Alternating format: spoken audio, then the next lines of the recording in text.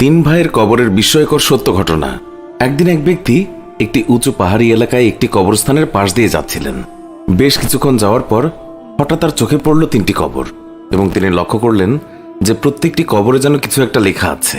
তাই তিনি গভীর আগ্রহের সঙ্গে কবরগুলির কাছে গেলেন লেখাগুলি পড়ার জন্য। সেখানে গিয়ে তিনি যা দেখলেন এতে করে তিনি বিস্মিত হয়ে গিয়েছিলেন। কবরের এই লেখাগুলো পড়ে সেগুলোর সঠিক অর্থ খুঁজে বের করার জন্য তিনি ওই এলাকার একজন বৃদ্ধ জ্ঞানী আলেমের কাছে গেলেন এবং তিনি তাকে জিজ্ঞাসা করলেন, আপনি কি এদের অর্থাৎ এই কবরগুলির কাহিনী জানেন? তখন সে বৃদ্ধ ব্যক্তিটি বললেন, হ্যাঁ, আমি এই তিন ব্যক্তির কাহিনী জানি, তবে তুমি যদি জানতে চাও তাহলে আমি তা বলতে পারি। তখন সেই ব্যক্তিটি বলল, আমি ওদের কাহিনী জানতে রাজি আছি। তার সেই কথা শুনে বৃদ্ধ ব্যক্তিটি বলল, চলো আমি আজ তোমাকে এই তিন ব্যক্তির কাহিনী শোনাবো। এই তিনটি কবর হলো তিন ভাইয়ের।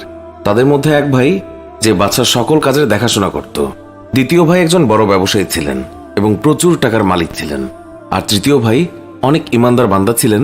তিনি তার সারাটা জীবন আল্লাহর পথে ইবাদত করে কাটিয়েছেন। হঠাৎ একদিন দুই ভাইয়ের কাছে তাদের ইমানদার ভাইয়ের অসুস্থতার খবর এসে পৌঁছালো। ফলে তার দুই ভাই তাদের ইমানদার ভাইয়ের কাছে তাড়াতাড়ি চলে গেলেন।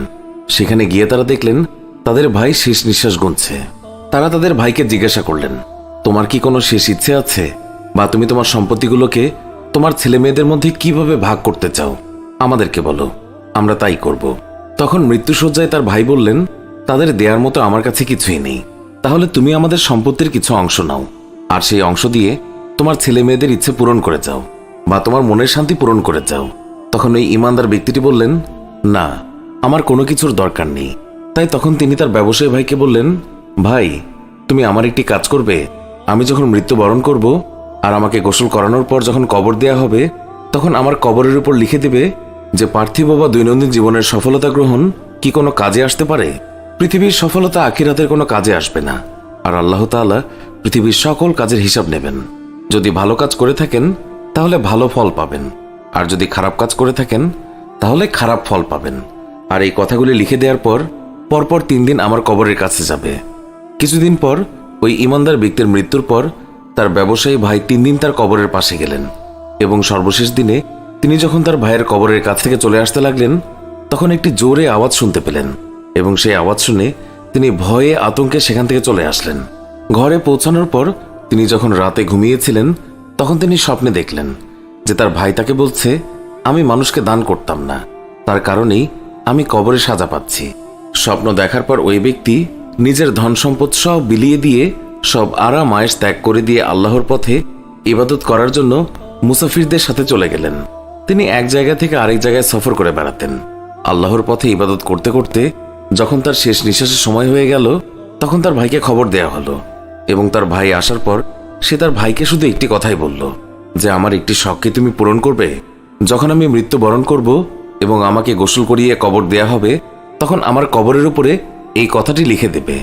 আসল মানুষ তো সে যার চিন্তা হবে যে যে কোনো সময় তার চলে যেতে হবে, যে কোনো সময় তার মৃত্যু হয়ে যেতে পারে, যে কোনো সময় তার ক্ষণিকের বাসস্থান এই পৃথিবী ছেড়ে তার আখিরাতের যাত্রার কবরে শায়িত হতে হবে।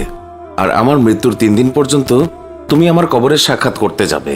ভাইয়ের মৃত্যুর পর তার কথা মতো তার ভাই 3 দিন তার কবরে গেল, এবং শেষ দিনে তার কবরে একটি শব্দ শুনতে পেল, এবং সেই শব্দ শোনার পর তিনি ভয়ে সেখান থেকে চলে আসলেন।